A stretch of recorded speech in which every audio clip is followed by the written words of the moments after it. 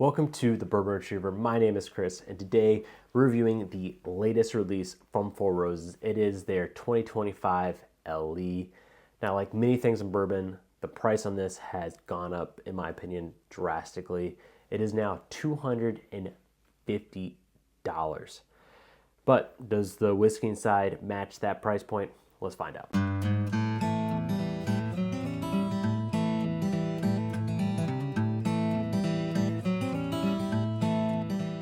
So like I said in the intro, the price on this bottle now is $250. That is a substantial increase. I think last year it might have been $220, and the year before that was like $200.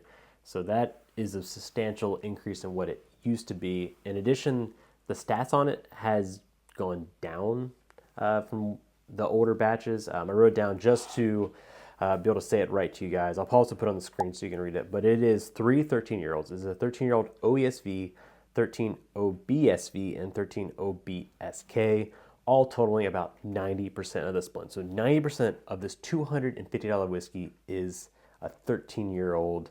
There is a 10% 19-year-old. It is the OESV. So there are two different OESVs in this blend. So even if the full blend was 19 years old, that would still be below the $10 a year price for bourbon. So, but the fact that 90% of it is 13-year-olds, it seems to me even more of a travesty to be charging $250 for it.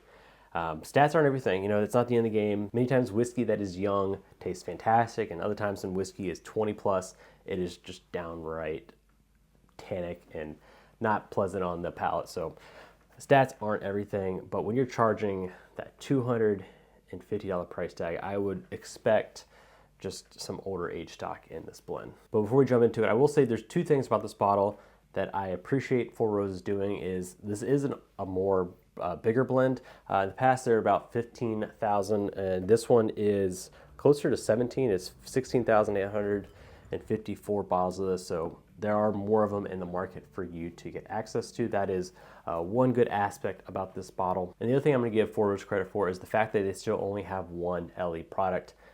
It feels like almost every other distillery has like 20 things they call an LE. It seems like Jim Beam is releasing a new one every day. Heaven Hill has several under each of their brands. Buffalo Trace seems to be putting out a new like $7,000 version every year. Whereas Four Roses, they have their one LE every year. It's just the Four Roses LE from that year. And I got to give them credit for just sticking to that and actually making one bottle a year that they think is the premium expression of their brand. Because many times to me, when those distilleries make multiple LEs, it really feels like they're just trying to chase people into FOMO and not really trying to make like great whiskey under whatever the one LE thing is. Because LE, there's really no definition to it. You can just almost call anything a limited edition. There's no regulations on what it has to be to get that. So I think a lot of distillers are taking advantage of that and taking advantage of consumers in that front. But I give Four Roses credit for only really releasing one LE under their brand. And lastly, this is coming in at 109 proof. I think that is a fantastic proof point. Idyllic, somewhere in that like 105 to 110, I think is a great proof range. But I do have to give a shout out to my Patreon, John, for letting me borrow this bottle. I wasn't have a chance to buy this bottle this year, so I would not be able to do a review if you did not let me borrow this today. So appreciate it for that. But let's go ahead and jump into this thing.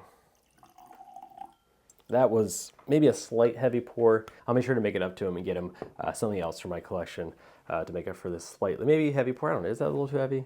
I think it might be an average pour there. But regardless, I'll make sure you get something from me. But cheers. Okay, right off the bat, it's definitely a nice sweetness there. You got your caramels. It is a very mild fruit note.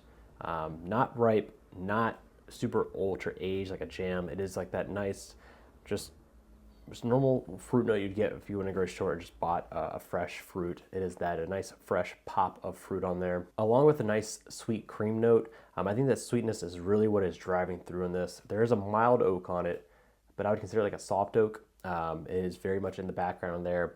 Not, super oaky. It's not like the most profilic thing of this pour. But yeah, I really just say it's a soft aroma. It is not punching in the face with whatever notes that are in it. It's a much more mild pour. It is just relaxing the glass. You do kind of have to go searching for it a little bit there, which I'm going to give it a knock for on the aroma. I think it's fine. I'm enjoying the aroma on it. It's just not special. And if I'm paying $250, I'm expecting for something more unique about the aroma of this. So far, I think this is smelling just like a standard Four Roses barrel proof, which is not the best notes right off the bat because those things are about $100, $110, $90, somewhere in that range. And they're starting to sit in the shelves in my area. They don't run off immediately. So the fact that you can get something for a similar experience for something that's like half the cost is a little worrying jumping into this, but let's go into the palate and see if that changes my mind. So it is a very full-bodied sweetness there. That caramel vanilla is very strong in the center there, but it's not, again, I don't think it's anything unique. It is definitely full-bodied there in that vanilla and caramel, but those are just very generic whiskey notes. I'm not getting any wild, off-profile fruits. I'm not getting any wild off-profile oak notes. And that is what I, again, want in these special pours. Like when Turkey does their LEs, like the, what is that, Russell's 15 or Beacon, you get like that turkey funk to it. Buffalo Trace does their LEs, you get that darker grape note, which is amazing.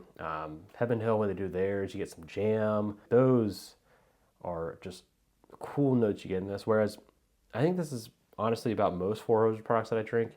It just, to me, tastes like bourbon, which there's no knock on it for that. Like it's a fine drinking experience. Someone handed this to me. I'm not saying anything bad about it because I enjoy drinking it. It's just at the end of the day, there's something really unique or special about it. Yeah, so overall, just a very, I think, soft drinking experience. I think that is the number one word. If you're going to say one word for what Four Roses is, it is soft. It's not gonna, blow your palate off. It's not gonna do anything crazy, and it's not astringent. There's nothing, just overly wrong with it either. It's just a nice, soft bourbon, which I think would be an okay tasting note for a bottle that is like $80. Like $80 soft drinking experience, I'm all for it. Like that just seems like a right price for what you're getting. But when you're talking about something that's like $250, it cannot be soft. Like it really needs to have something unique about it, and that is just something that this bottle to me is lacking. There's not much of a finish to it either. It's a very, it's just tingling my tongue.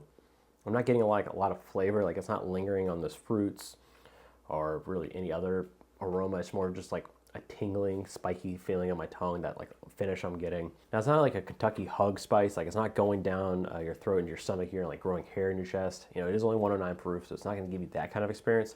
But there's just this like a lingering spice on my tongue that I'm getting on this pour. Okay, now before I jump into my final review in this bottle, which you might be able to pick it out based on what I've said so far, but if you're enjoying this content, hit that subscribe button. That way you don't miss any future videos that I post. Now, is this a buy, pass, bar pour?